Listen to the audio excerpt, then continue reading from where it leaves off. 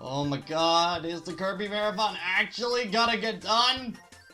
Look, I apologize. It shouldn't have taken this long to actually finish all these games, and yeah, let's save that for the end. Now, we got a job to do.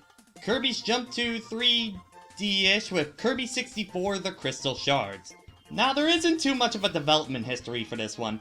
Other than like most N64 games, it originally started development for the N64 DD add-on in Japan, but it shipped to cartridge after the DD's failure in Japan. Let's see, what else? This is the final game of the Dark Matter trilogy that Dreamland 2 and 3 were a part of. And, a bit of odd trivia, and I'm sorry if I butcher this. Shinji Shimomura was the director of the Dark Matter trilogy and the director for Nightmare in Dreamland, but after that he just vanished. Like, seriously, no one knows what happened to him or where he is now. He's just gone. It's a little freaky. Maybe he just went to live his life outside the industry, but it's a bit of odd trivia. But enough talk, it's time to finish this thing. Let's get into Kirby 64 and finish this marathon off.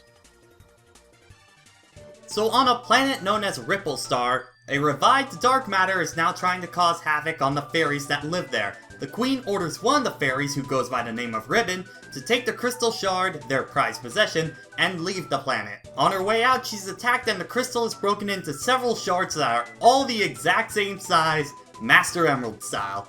Meanwhile, Kirby is chilling on Popstar and comes in contact with Ribbon. He agrees to help recover the crystal shards, along with a Waddle Dee, the painter boss Adeline from Dreamland 3? Okay. And King Deity, because look at him, he needs to get a run. So a little bit more story this time, which is appreciated, but once again, it's just a setup, not much else, so let's see what these new 3D models have in store. Now Kirby 64, of course, is entirely 3D graphics-wise, and for this series, I think the jump worked out pretty well. I think environments still feel like as if they were in the 2D games, and that charm is there and accounted for. Interestingly, in every version but the N64 release, they have double the polygons on all the models, making it look smoother, so I recommend actually getting the later versions over the cart for this one. Especially because on the N64 you gotta use the D-pad, and that's never a fun time.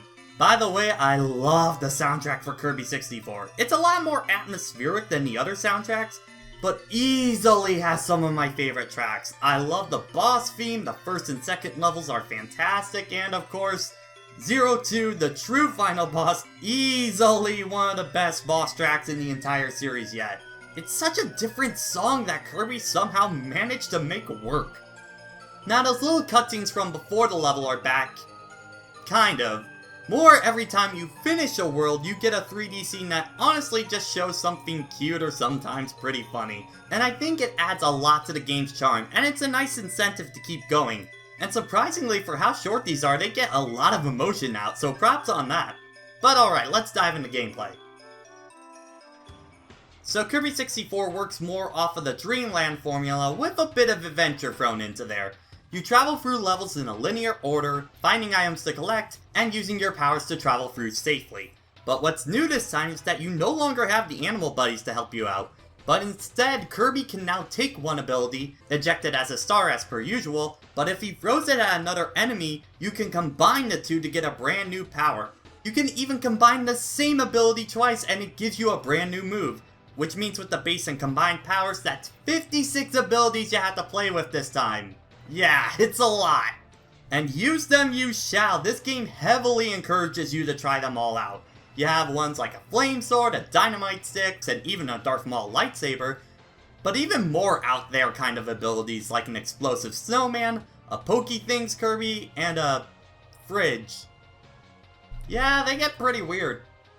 Now the game's equivalent of rainbow drops or heart stars is the crystal shards.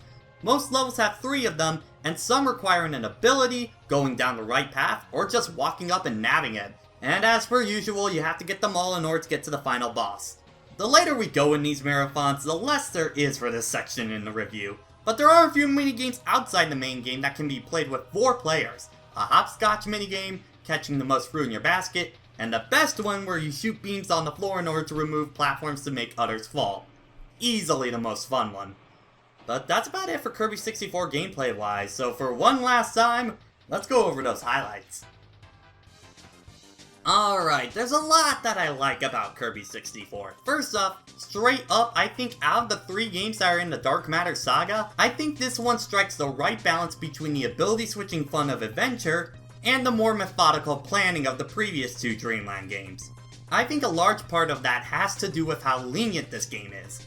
There are very few crystal shards that require the right power to get this time, but I'd say about 70% of them are as simple as grabbing it when it shows up.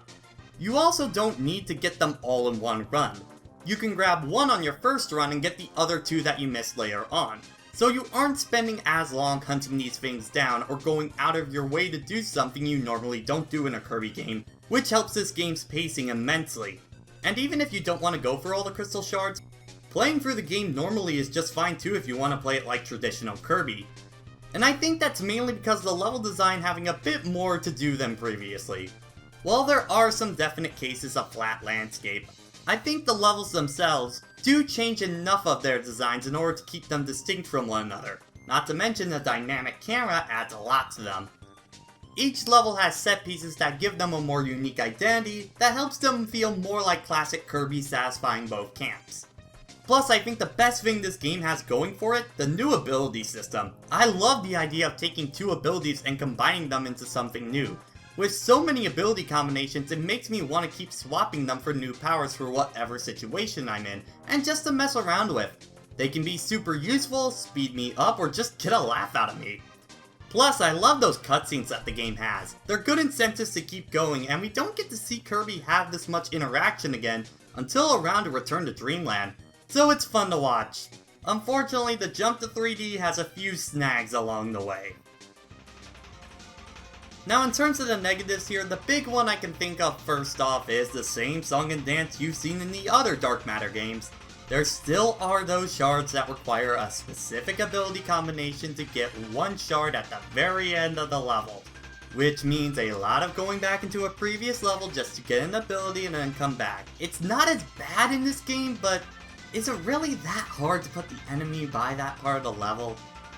Also, there are a few times where you get to play as other characters for a bit, mainly such as Waldy and Kirby using a raft, but there are sections where you play as Deity, and this ain't no Deity tour, I can say that. He feels super stiff and doesn't have the fun speed of, say, Hammer Kirby or the power to back it up. So overall, he's just not that fun to play here. I'll also say I'm not a huge fan of the bosses in this game. Not that they're hard or anything, but I feel like they just kinda take a long time to beat for Kirby, and just kinda slow the game down. Especially this robot, this lasted way too long. I mean, that's kind of all really to talk about. I mean, it's Kirby, what you see is what you get, so if you like Kirby, you'll like this one. Okay, well, the verdict needs to talk a little bit more about that, so... Kirby 64 at its core is a standard Kirby experience with the frosting of 3D and the combinability mechanic. If you played the last few entries, it's mostly the same, so if you liked those, you'll like this one. Though for those who haven't played the Dark Matter Trilogy game, I feel like this is the best one of the 3, and the one you should play first. It has the fun of mixing abilities together, but doesn't go so far out of its way to be annoying, and I think even casual Kirby fans can get enjoyment with it. But at the same time, other than what I mentioned above, Kirby 64 is kind of more of the same, so if other Kirbys didn't convince you, I doubt this will. But if you are interested, it's worth checking out. It's over. It's finally over. Look, I apologize. This should not have taken this long. But real life issues, studies getting harder, I think you get it. But I appreciate your patience throughout this entire thing. And while a longer stay than I would have liked, I did have a fun time with this. Out of the ones I reviewed, I think Kirby's Adventure, Nightmare in Dreamland, and Superstar Ultra were my faves, with honorable mention going to 64 and Dreamland 1. The other Dreamlands are alright to me, but nothing special, but maybe they are for you. And I think it's pretty clear I'm not reviewing a Kirby game again for a long time. This pink demon has been haunting my life for 2 years and I'm not about to let him ruin another year of my life.